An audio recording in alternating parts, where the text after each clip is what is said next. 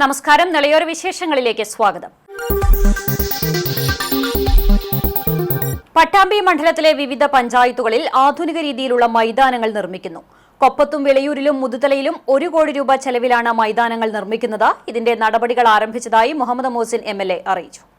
പട്ടാമ്പി മണ്ഡലത്തിലെ 2 പഞ്ചായത്തുകൾ കൂടി കളിസ്ഥലം ലഭ്യമാക്കുവാനുള്ള നടപടികളാണ് ആരംഭിച്ചിരിക്കുന്നത്. കൊപ്പം മുതുതല പഞ്ചായത്തുകളിലാണ് കളിസ്ഥലങ്ങൾ ആദ്യഘട്ടത്തിൽ ഒരുക്കുന്നത്.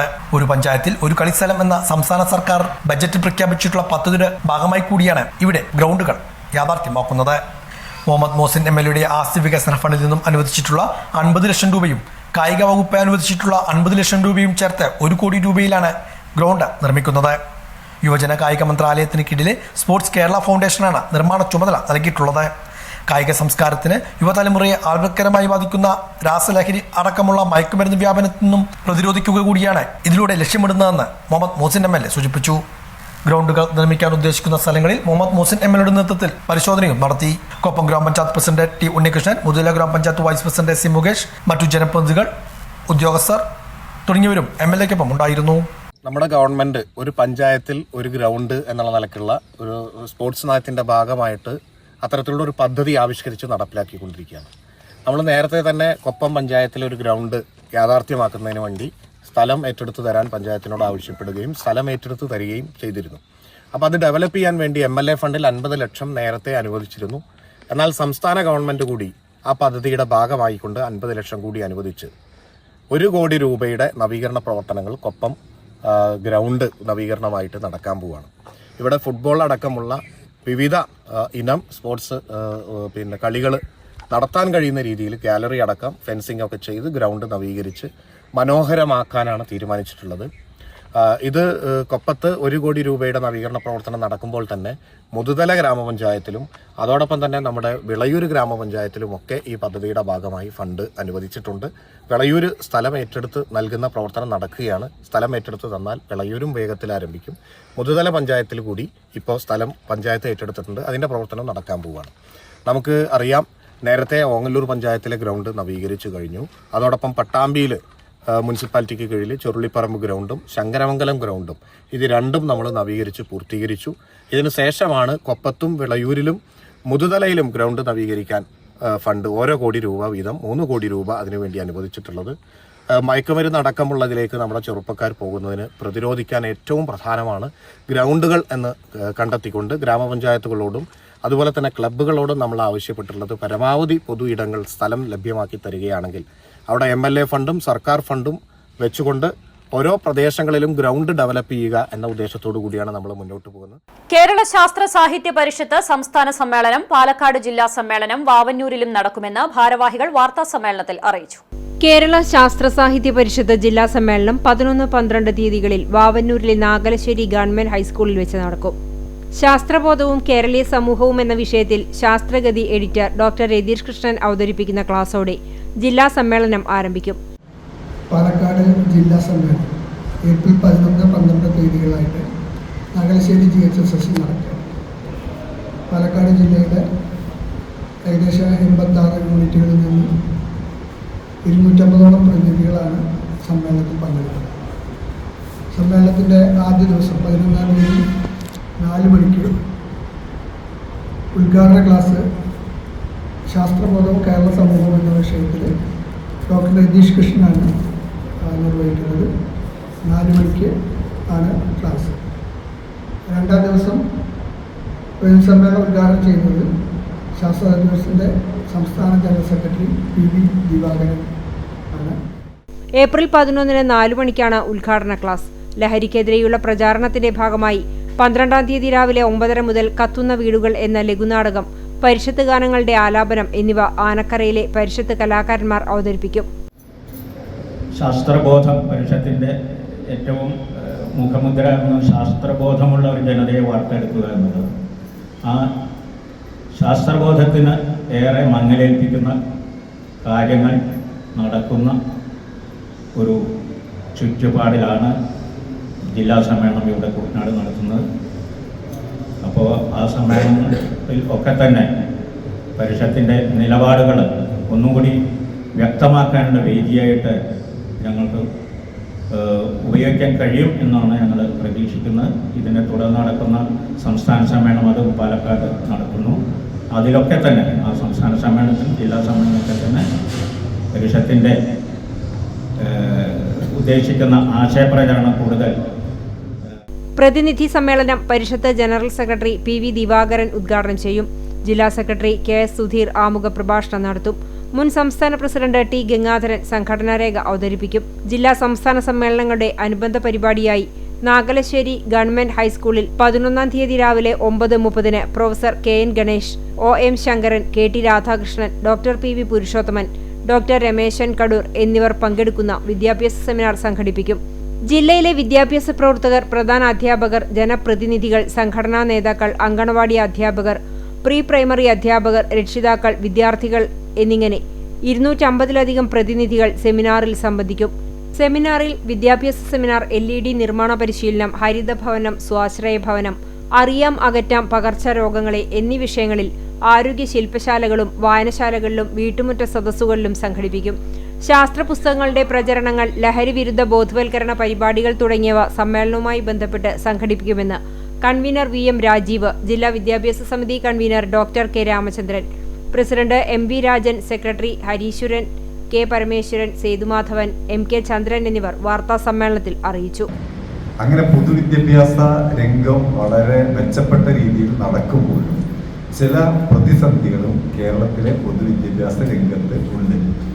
നമുക്ക് ഒരു നിരന്തര മൂല്യനിർണ്ണയ സംവിധാനം മെച്ചപ്പെടുത്തിയെടുക്കാൻ കഴിഞ്ഞിട്ടില്ല. അതുപോലെ തന്നെ പ്രീ പ്രൈമറി വിദ്യാഭ്യാസം ശാസ്ത്രീയമായി ചിട്ടപ്പെടുത്താൻ നമുക്ക് കഴിഞ്ഞിട്ടില്ല. വൈജ്ഞാനിക സമൂഹത്തിന് അനുകൂലമായ രീതിയിലുള്ള നൈപുണികളും ശേഷികളും ഉറപ്പിക്കുന്ന ഒരു വിദ്യാഭ്യാസ കരിക്കുലം നമുക്ക് വേണ്ടത്ര രൂപപ്പെടുത്തിയെടുക്കാൻ കഴിഞ്ഞിട്ടില്ല. CITU ഗുണ്ടായിസത്തിനെതിരെ എന്ന മുദ്രാവാക്യമുയർത്തി പാലക്കാട് ജില്ലയിൽ വ്യാപാരികൾ ഏപ്രിൽ 22-ന് കടകൾ അടച്ച് പ്രതിഷേധിക്കും. ഷൊർണൂർ മണ്ഡലത്തിൽ കുളപ്പുള്ളി യൂണിറ്റിലെ പ്രകാശ് സ്റ്റീൽസ് എന്ന സ്ഥാപനത്തിൽ യന്ത്രം ഉപയോഗിച്ച് കയറ്റിറക്ക് നടത്താനുള്ള അനുകൂല ഹൈക്കോടതി വിധി നടപ്പാക്കാൻ അനുവദിക്കാതെയും വ്യാപാരിയെ ആക്രമിച്ചും സ്ഥാപനത്തിന്റെ പ്രവർത്തനം തടസ്സപ്പെടുത്തിയും CITU തൊഴിലാളികൾ ഉപരോധം ഏർപ്പെടുത്തിയിരിക്കുകയാണ്. തൊഴിലാളികളുടെ ഗുണ്ടായിസവും ഭരണസ്വാധീനത്തിന്റെ അഹങ്കാരവും അംഗീകരിക്കാൻ കഴിയുന്നതല്ല. വ്യാപാരികളുടെ അവകാശങ്ങൾ അംഗീകരിക്കാത്ത തൊഴിലാളി യൂണിയന്റെ ധിക്കാരത്തിൽ ജില്ലാ കൌൺസിൽ യോഗം പ്രതിഷേധം രേഖപ്പെടുത്തി. കോടതി വിധിയിലൂടെ ലഭിച്ച വ്യാപാരിയുടെ അവകാശം അംഗീകരിക്കാത്ത തൊഴിലാളി യൂണിയന്റെ ധിക്കാരവും ഭരണസ്വാധീനത്തിന്റെ മറവിൽ CITU നടത്തുന്ന ധാർഷ്ട്യത്തിനുമെതിരെ പ്രതിഷേധിച്ചുകൊണ്ട് ഏപ്രിൽ 22-ന് പാലക്കാട് ജില്ലയിലെ വ്യാപാര സ്ഥാപനങ്ങൾ അടച്ചിട്ടുകൊണ്ട് പണിമുടക്ക് നടത്താൻ കുളപ്പുള്ളിയിൽ വെച്ച് ചേർന്ന ജില്ലാ കൌൺസിൽ യോഗം തീരുമാനിച്ചു. കേരള വ്യാപാരി വ്യവസായി ഏകോപന സമിതി പാലക്കാട് ജില്ലാ കമ്മിറ്റി സംഘടിപ്പിച്ച പ്രതിഷേധ ധർണ സംസ്ഥാന വൈസ് പ്രസിഡന്റും ജില്ലാ പ്രസിഡന്റുമായ ബാബു കോട്ടയിൽ ഉദ്ഘാടനം ചെയ്തു. ജില്ലാ ജനറൽ സെക്രട്ടറി KA ഹമീദ് അധ്യക്ഷത വഹിച്ചു. ജില്ലാ ഭാരവാഹികളായ KK Haridas, Mustafa Mulayankavu, TP Shakeer, T Ramesh Baby, TP Sakkariya, CV James, Basith, K Chandran, Sheikh Chinnava, V Prajith, MPM Mustafa, Sundarraj Kondad, Aravindan Thiruvazhiyode, Jayan Kulappully തുടങ്ങിയവർ പങ്കെടുത്ത് സംസാരിച്ചു. നിഷേധിക്കാൻ കഴിയുമോ ഇവിടുത്തെ CITU-കാരന്? നിങ്ങൾ എടുക്കാത്ത പണിക്ക് കൂലി വാങ്ങിയിട്ടുണ്ട് എങ്കിൽ അതിന്റെ പേരെന്താ? മലയാളത്തിൽ അത് തന്നെയല്ലേ നോക്കുകൂലി? ആ നോക്കുകൂലി ഇവിടെ നിലനിൽക്കുന്നു എന്ന് ഞങ്ങൾക്ക് പറയേണ്ടി വന്നത്, മൈക്ക് കെട്ടി പറയേണ്ടി വന്നത് നിങ്ങൾ പറയിപ്പിച്ചതാണ്. കഴിഞ്ഞ 17-ാം തീയതി മുതൽ ഈ സാധുവിന്റെ കടയ്ക്ക് മുൻപിൽ ഒരു കുടില് കെട്ടിയിരിക്കുക. അന്യായമല്ലേ ഇത്? 25 ദിവസം പിന്നിടുകയാണ്. ഒരു ജനാധിപത്യ രാഷ്ട്രത്തിൽ ഹൈക്കോടതി പോലും അംഗീകരിച്ച് നൽകിയ ഒരു വിധി അത് അംഗീകരിക്കുക. CPM നേതാവായിരുന്ന KS നാരായണനെ പട്ടാമ്പിയിൽ അനുസ്മരിച്ചു. NP വിനയകുമാർ അനുസ്മരണ സമ്മേളനം ഉദ്ഘാടനം ചെയ്തു. CPIM മുൻ ജില്ലാ കമ്മിറ്റി അംഗവും ട്രേഡ് യൂണിയൻ നേതാവുമായ KS നാരായണന്റെ 15ാം ചരമവാർഷിക ദിനത്തിന്റെ ഭാഗമായാണ് അനുസ്മരണ പൊതുയോഗം സംഘടിപ്പിച്ചത്. പട്ടാമ്പി വടക്കുമുറിയിൽ സംഘടിപ്പിച്ച അനുസ്മരണ പൊതുയോഗം NP വിനയകുമാർ ഉദ്ഘാടനം ചെയ്തു. അന്ന് യുവജന രംഗത്ത് നേതാവായിരുന്ന സഖാവ് P ഉണ്ണിയേട്ടൻ എന്ന് വിളിക്കുന്ന അദ്ദേഹം അന്ന് മലമ്പുഴ പാർട്ടിയുടെ ഏരിയ സെക്രട്ടറി, കുമ്പിളിക്കാരനാണെങ്കിലും മലമ്പുഴയിലെ പാർട്ടി ഏരിയ സെക്രട്ടറിയാണ്. പാർട്ടി തീരുമാനിച്ചു പട്ടാമ്പിയുടെ പാർട്ടി ഏരിയ സെക്രട്ടറിയുടെ ചുമതല വഹിക്കണം.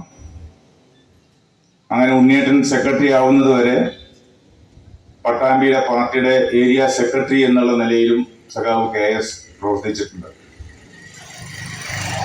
പട്ടാമ്പിയിലെ തൊഴിലാളി പ്രസ്ഥാനം രൂപീകരിക്കുന്നതിൽ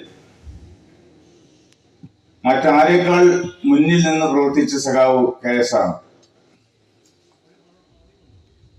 അന്ന് ഇന്ന് കാണുന്ന രൂപത്തിലുള്ള തൊഴിൽ മേഖലയല്ല നിലനിൽക്കുന്നത്. ധാരാളം തീപ്പെട്ടി കമ്പനികൾ പട്ടാമ്പിയിലുണ്ട്. നമ്മുടെ ഗവൺമെന്റ് ആശുപത്രി ഇപ്പോൾ പ്രവർത്തിക്കുന്ന സ്ഥലം വലിയൊരു തീപ്പെട്ടി കമ്പനിയായിരുന്നു. ശങ്കരമംഗലം തീപ്പെട്ടി കമ്പനിയുടെ കേന്ദ്രമാണ്. ധാരാളം തീപ്പെട്ടി കമ്പനിയിൽ ജോലി ചെയ്യുന്ന തൊഴിലാളികളുണ്ടായിരുന്നു. അവരെ സംഘടിപ്പിക്കുന്നതിന് വേണ്ടി സഖാവ് KS നേതൃത്വം കൊടുക്കുകയും അവരുടെ ഒരു യൂണിയൻ പ്രവർത്തനം ആരംഭിക്കുകയും ചെയ്തു. ഒരുപക്ഷെ പട്ടാമ്പിയിലെ ആദ്യത്തെ ട്രേഡ് യൂണിയൻ എന്ന് വിശേഷിപ്പിക്കാവുന്ന യൂണിയനാണ്. Sankaramangalam local secretary MP Muhammad Shafi അധ്യക്ഷത വഹിച്ചു. ഏരിയ കമ്മിറ്റി അംഗം P വിജയകുമാർ, KS നാരായണന്റെ മക്കളായ KS Latha, KS Rama, KC Girish, P Subramanian തുടങ്ങിയവർ പങ്കെടുത്ത് സംസാരിച്ചു. അച്ഛന് പാർട്ടി എന്ന് പറഞ്ഞാൽ അച്ഛൻ്റെ ബന്ധുക്കളും കുടുംബവും എല്ലാമാണ്. ഇപ്പോൾ സഖാവ് വിനയകുമാർ പറഞ്ഞ പോലെ പാർട്ടി ഓഫീസിൽ എന്നും ഓരോരോ പരാതികളും ഓരോരോ പരിദേവനങ്ങളുമായി കർഷകരും സഖാക്കളും എത്തുന്ന പോലെ തന്നെ ഞങ്ങൾ രാവിലെ എണീക്കുമ്പോൾ കാണുന്നത് വീട്ടിലും അതുപോലെ കർഷകരും താഴേക്കിടയിലുള്ള നമ്മുടെ തൊഴിലാളി സഖാക്കളും ഓരോരോ കാര്യങ്ങളുമായി അച്ഛനെ കാണാൻ വരുന്ന കാഴ്ചയാണ് ഞങ്ങൾ രാവിലെ എണീക്കുമ്പോൾ എന്നും കണ്ടുവന്നിരുന്നത്. പ്രസിദ്ധമായ വിളയൂർ കളരി ഭഗവതി ക്ഷേത്രത്തിലെ ആറാട്ടുത്സവം വ്യാഴാഴ്ച ആഘോഷിക്കും. വൈകുന്നേരത്തോടെ വിവിധ കമ്മിറ്റികളുടെ ആഘോഷങ്ങളും ക്ഷേത്രത്തിലെത്തും. പ്രസിദ്ധമായ വെളിയൂർ കളരിബോധി ക്ഷേത്രത്തിലെ ഉത്സവാഘോഷങ്ങൾക്ക് നാളെ സമാപനം കുറിക്കും. നാളെ രാവിലെ ക്ഷേത്രത്തിൽ വിശേഷ പൂജകളോടെ ചടങ്ങുകൾ ആരംഭിക്കും. ഈ മാസം 3 മുതലാണ് ക്ഷേത്രത്തിൽ ഉത്സവാഘോഷങ്ങൾക്ക് തുടക്കം കുറിച്ചത്. വ്യാഴാഴ്ചയാണ് ആറാട്ട്. രാവിലെ ക്ഷേത്രത്തിൽ വിശേഷ പൂജകൾ, തുടർന്ന് 9 മണിക്ക് ഗജവീരന്റെ അകമ്പടിയോടെ ആറാട്ട് എഴുന്നള്ളിപ്പും നടക്കും. കീഴടമായ വേട്ടയ്ക്കൊരു മകൻകാവിലേക്കും അവിടെ നിന്ന് മോതിരപ്പറ്റക്കടവിലേക്കുമാണ് ആറാട്ട് എഴുന്നള്ളിപ്പ്. തുടർന്ന് താലപ്പൊലി കണ്ടത്തിൽ താലനിരത്തൽ, നൃത്തം, അരിയേറ്, പഞ്ചവാദ്യം എന്നിവയും ഉണ്ടായിരിക്കും. വൈകുന്നേരത്തോടെ വിവിധ ആഘോഷ കമ്മിറ്റികളുടെ ആഘോഷങ്ങൾ ക്ഷേത്രത്തിലെത്തും. രാത്രി 7 മണിക്ക് ദേവസ്വം ആഘോഷ കമ്മിറ്റിയും പൂവാനിക്കുന്ന്, കണ്ണേങ്കാവ് എന്നീ വേലാഘോഷ കമ്മിറ്റികളും സംയുക്തമായി സംഘടിപ്പിക്കുന്ന പാണ്ടിമേളവും അരങ്ങേറും. പത്മശ്രീ പെരുമനം കുട്ടന്മാരാരുടെ പ്രമാണിത്വത്തിൽ 100-ൽ പരം കലാകാരന്മാരാണ് പാണ്ടിമേളത്തിൽ അണിനിരക്കുക. ഉത്സവാഘോഷങ്ങളുടെ ഭാഗമായി കഴിഞ്ഞ ദിവസം ക്ഷേത്രത്തിൽ പുറപ്പാട് ആഘോഷിച്ചു. ഐശ്വര്യദീപ സമർപ്പണം, ഗജവീരന്റെ അകമ്പടിയോടെ കാരാങ്കടവിലേക്ക് എഴുന്നള്ളിപ്പ്, താലനിരത്തൽ, നൃത്തം, അരിയേറ്, പാണ്ടിമേളം എന്നിവയും ഉണ്ടായിരുന്നു.